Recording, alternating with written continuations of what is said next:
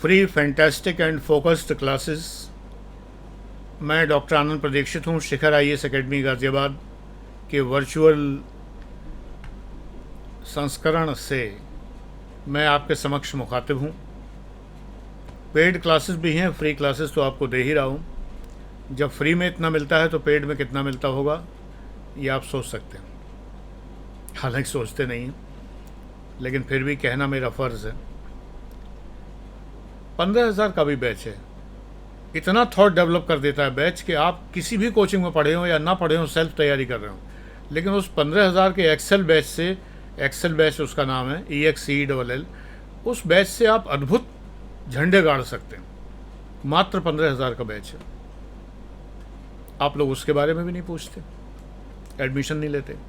थोड़े आश्चर्य की बात है। एनीवे, मैं अपना फ़र्ज़ पूरा कर रहा हूँ। बहुत जल्दी आपको मेंबरशिप का ऑप्शन भी मिलेगा।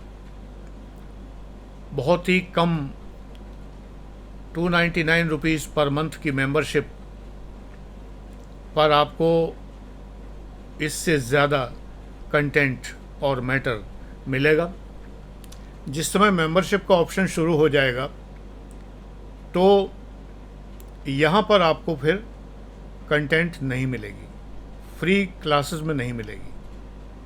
छोटी सी मेंबरशिप है, उसके पैसे आप जमा करेंगे तो आपको ये वीडियोस दिखेंगे, उनमें इससे ज़्यादा मैटर होगा। जल्दी होने वाला है, बहुत जल्दी। तो आज मैं आपको भूगोल में उच्चावच बताने जा रहा हूँ। रिलीफ, RELIEF, रिलीफ का मतलब सहायता नहीं, आराम नहीं, रिलीफ, उच्चावच।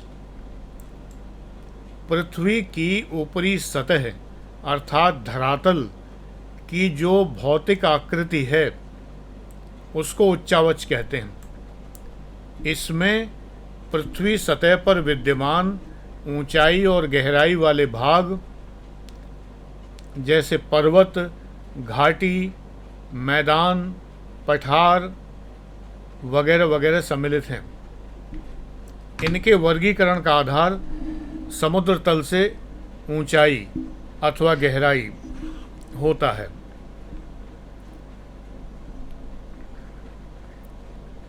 भारत की बात करेंगे। उच्चावची विविधता को कुछ वर्गों में विभाजित किया जा सकता है। 300 मीटर से कम ऊंचे भूभाग, 300 मीटर से कम ऊंचे। भारत के कुल भौगोलिक क्षेत्रफल का 43% भाग 300 मीटर से भी कम ऊंचा है। सिंधु गंगा का विशाल मैदान, उसका पश्चिमी भाग समुद्र तल से 150 मीटर ऊंचा है। इस मैदान का पूर्वी भाग और पश्चिमी समुद्र तटीय मैदान 50 से 150 मीटर ऊंचा है। लेकिन गुजरात के कच्छ के रण क्षेत्र में कई स्थानों पर मैदानी भाग की ऊंचाई 50 मीटर से भी कम है। दूसरा उच्चावच का भाग है 300 मीटर से 1200 मीटर तक। भारत का 27.7% भूभाग इस ऊंचाई का है। भारत का संपूर्ण प्रायद्वीपीय भाग इसके अंतर्गत आता है, पेनिनसुलर पार्ट। प्रायद्वीपीय भारत का उत्तरी भाग, मध्यवर्ती भाग 300 से 600 मीटर ऊंचा है। दक्षिणी भाग 600 से 1200 मीटर ऊंचा है। संपूर्ण पठारी भाग के बीच बीच में 300 से 600 मीटर ऊंचे वाला भाग है। कुछ भाग 600 से 1200 मीटर ऊंचाई वाला उच्च पहाड़ी क्षेत्र भी विद्यमान है, जिसे पश्चिम में पश्चिमी घाट और पूरब में पूर्वी घाट कहते हैं।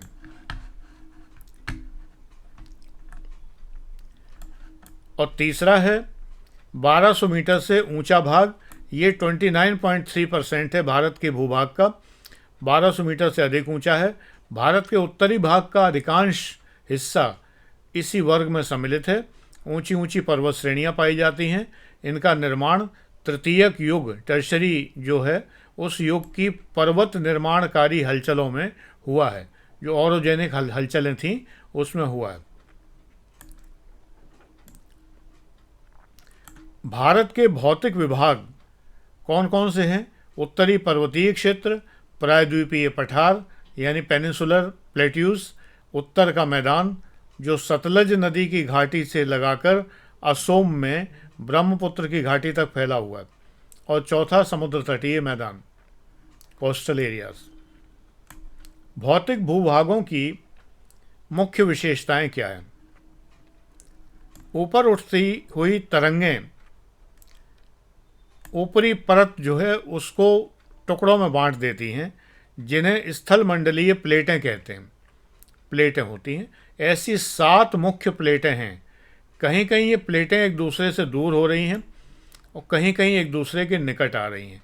अपसारी प्लेटें और अभिसारी प्लेटें, इन्हीं के सहारे भ्रंशन की क्रिया होती है, यानी कि फॉल्टिंग की क्रिया होती है, और कहीं कहीं मुड़ने की क्रिया होती है, जिसे वलन कहते हैं यानी फोल्डिंग कहते हैं। तो फोल्डिंग और फॉल्टिंग, टूट जाना फॉल्टिंग है, मुड़ जाना फोल्डिंग है। वलन है मुड़ जाना, टूट जाना भ्रंशन है।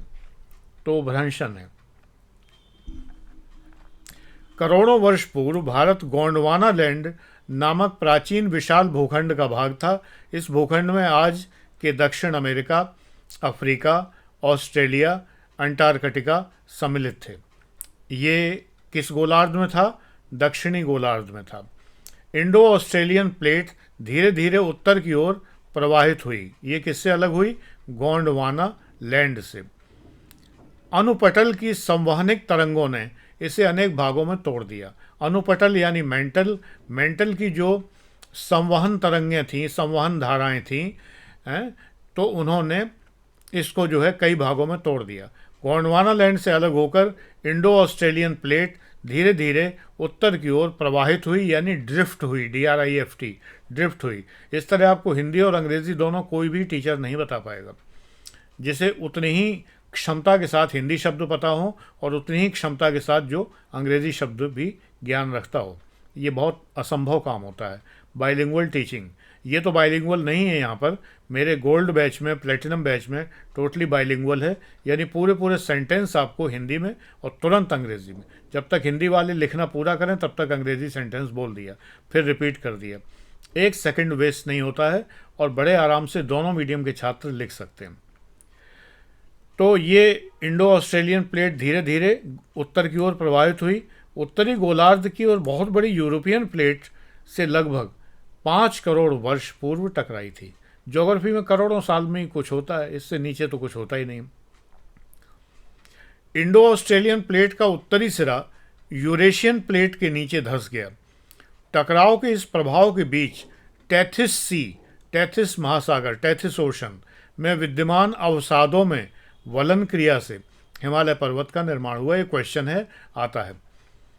अवसादों में यानी डिपॉजिट्स में वलन क्रिया यानी फोल्डिंग प्रोसेस से हिमालय पर्वत का निर्माण हुआ। अभी भी इन दोनों प्लेटों के धीमी गति से हो रहे टकराव के कारण हिमालय पर्वत ऊपर उठ रहे हैं। हिमालय पर्वत के जो तमाम सारे पर्वतमालाओं में पर्वत हैं वो अभी भी ऊपर उठ रहे हैं। हिमालय पर्वत के निर्माण के बाद क्या हुआ था? हिमालय पर्वत और दक्षिणी पठार के बीच में एक गर्त बन गया, जिसे टेथिस सागर के जल ने भर दिया। कालांतर में इस गर्त को सिंधु, गंगा, ब्रह्मपुत्र और उनकी सहायक नदियों ने अपने निक्षेप यानी डिपॉजिट से भर दिया। इस प्रकार उत्तर भारत के विशाल मैदान का निर्माण हुआ। यानी कौन से सागर से निर्माण हुआ? टेथिस सागर से, TETHIS, टेथिस सागर से। सुंदरवन के निरंतर बढ़ते हुए डेल्टा से इस बात का प्रमाण मिलता है कि इस विशाल मैदान का निर्माण अभी भी जारी है, अभी भी ये चल रहा है।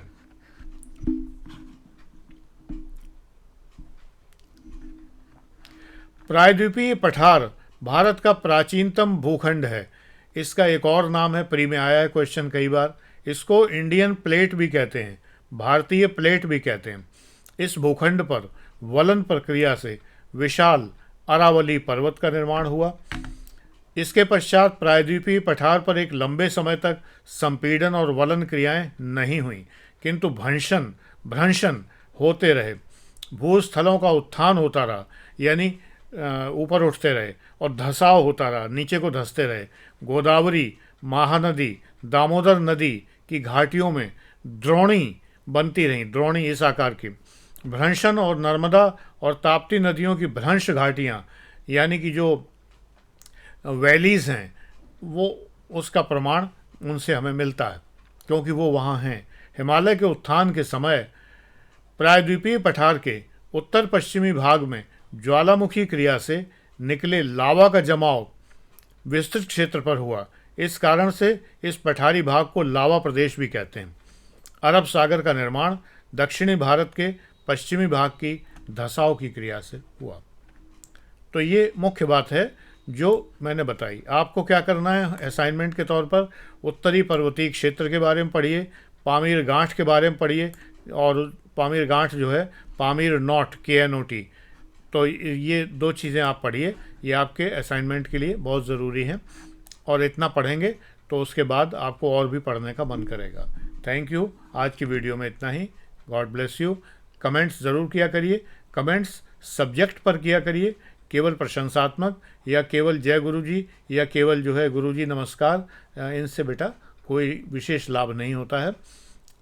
अच्छे कमेंट्स करिए, सब्जेक्ट से रिलेटेड कमेंट करिए, कुछ जानकारी आपको प्राप्त करनी हो वो पूछिए, ये ज़्यादा अच्छा लगता है। Thank you.